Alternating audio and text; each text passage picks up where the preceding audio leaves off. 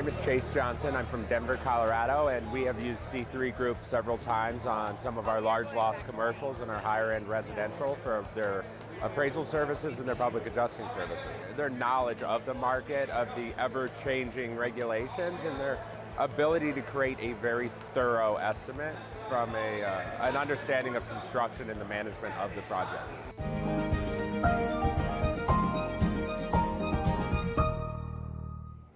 Good Monday, Hail Stalkers. Lead meteorologist John Choquet here for our daily 12 p.m. hail forecast. And it's also going to be a tropical forecast as given the title here. Thanks to C3 Group and Merlin Law Group as always for being our sponsors. You can check out both of their pages in the description below as always if you're watching us on Facebook. Before we get into all the details of what's going on today and for the majority of the week, if you guys are having any issues with the website or our app or you're new to Hail Trace, whatever it may be, you can set up a training at your earliest convenience. Just give us a call, message us on Facebook, email us, however you want to contact us. The number will appear at the end of the video here, and we get that set up for you, your whole team, whatever it needs to be at your earliest convenience. So, yesterday, we did have managed to get the needle in the haystack. Bismarck, North Dakota had a storm form basically on top of them. We had up to 2-inch hail within the city of Bismarck, or large town, or however you want to delineate that. We had up to baseball-sized hail in some rural areas of North Dakota. But that was the max hail size within this map. Only about 7,000 homes impacted.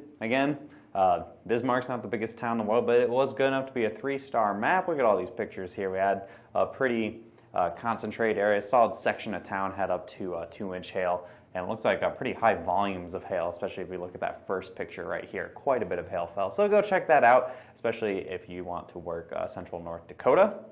Forecast for today, I originally had something up here by Minneapolis, and it's really looking kind of like a non-event, so that's why everything's kind of shoved down to the south here. We got a 10% chance for hail for Tulsa and Joplin. I only have 10% just because I think the best chance for storms is going to be in southeastern sections of Kansas, where up to tennis ball size hail is possible. Got 2% chance for Oklahoma City. I think for Oklahoma City, it's got to be a lot more 1 or 2 storms that go up this far to the west to actually meander down towards Oklahoma City before dark. And if not, we'll see storms, but it'll be after dark and likely not too much hail producing. St. Louis, same basic idea, just a little too far to the east. Storms are moving through right now across Kansas City area, had up to 76 mile per hour winds I saw over by the Overland Park area, but that I think is probably going to kill it for the hail risk for today. I know some of the models are showing redevelopment across Kansas City for this afternoon and evening, but I'm thinking these storms are a little stronger than what the models are showing for right now, so I think we're going to have a hard time recovering for later. So, storms are going to form later on this evening. After about 7 o'clock, you see all these storms forming. I mean, near sunset for a lot of this activity and, of course, into the overnight hours. But you can see here, storms move through, and then new development again about 6 o'clock across Kansas and then towards Oklahoma. This particular model run does show storms impacting Tulsa and Joplin, but not so much for Oklahoma City. Again, anything that can stay isolated long enough and become more discrete supercell, that could have up to 2.5-inch hail. Otherwise, we're closer to more isolated instances of marginally severe hail. So for your forecast tomorrow, we do have Dallas first time in a long time at risk here, up to only about $0.5 size hail. It looks like more of a wind threat. So all that activity that you saw on the future radar just a moment ago across Oklahoma, that's going to continue south into Texas for the day tomorrow, which unfortunately means not too much in the way of hail. I think just some isolated instances of up to $0.5 size hail, that marginally severe hail, but maybe a big time wind producer. I know Dallas has had a few of those already this year. We might notch another one into the belt of 2019. And that future radar does show, you see the storms moving through. And then this particular run's kind of funky looking, showing redevelopment in kind of a confused way, but for the most part, it's just going to be everything's going to continue pushing to the south, and we'll just have more updates about that for tomorrow. That's all we really have for hail, and things are actually going to start winding down this week, which is a perfect transition into tropical weather. Over the weekend, if you guys watched on Friday, we had one of these, and we were talking about the potential of something forming out in the Atlantic. Well, over the weekend it did.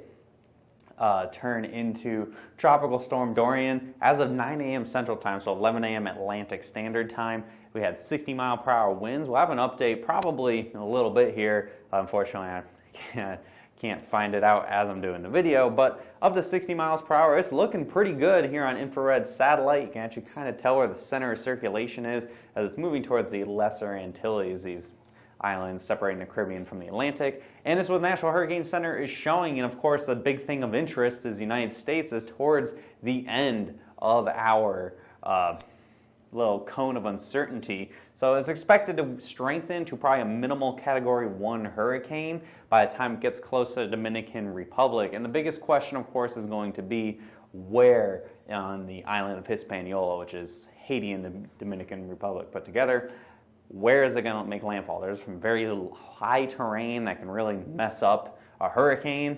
So if it crashes through the center of the Dominican Republic and Haiti, you're probably going to tear this thing to shreds.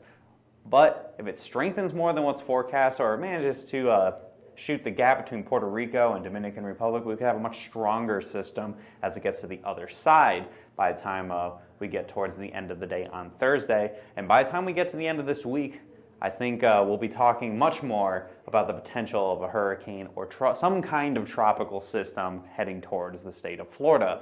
Again, this is by 8 a.m. on Saturday. We're in the Bahamas. The National Hurricane Center is currently thinking about a tropical storm, and there's a pretty wide array of what could happen. We could go really far north, and it could have the risk of not even hitting the United States. We could have it go real south, shoot the gap between Cuba and the Keys, end up in the Gulf of Mexico, and that puts a whole other thing in play. But the most likely solution as of right now, as of Monday morning, is somewhere between Miami and Jacksonville, so the whole eastern coast of the state of Florida. We're watching this super carefully as things continue to develop through the week. The biggest hurdle I think Dorian's going to have is crossing the Dominican Republic.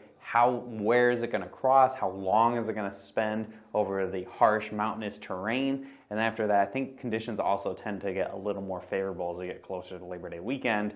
So anything is possible. You can see here, this is one of the group of models. All these lines, the spaghetti plots, as we like to call them, is the track of every single computer model, and it shows a pretty wide array going all the way from possibly even making it down to Cuba up into the Carolinas. Again, right now I'm kind of leaning towards the National Hurricane Center of it's pretty clear it's going to hit somewhere in the Dominican Republic.